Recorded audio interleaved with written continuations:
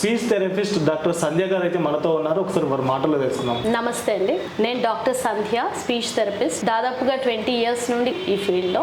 ఇది మా క్లినిక్ వచ్చేసి స్వాంతన స్పీచ్ అండ్ హియరింగ్ సెంటర్, తార్నాకలో ఉంది. సో ఇక్కడికి ఎలాంటి ప్రాబ్లమ్స్ వస్తారు మేడం? కిడ్స్ కానీ పెద్దవాళ్ళు కానీ ఎలాంటి ప్రాబ్లమ్స్ ఉంటాయి? అంటే స్పీచ్ థెరపీ అనేది చాలా రకాలుగా ఉంటుందండి.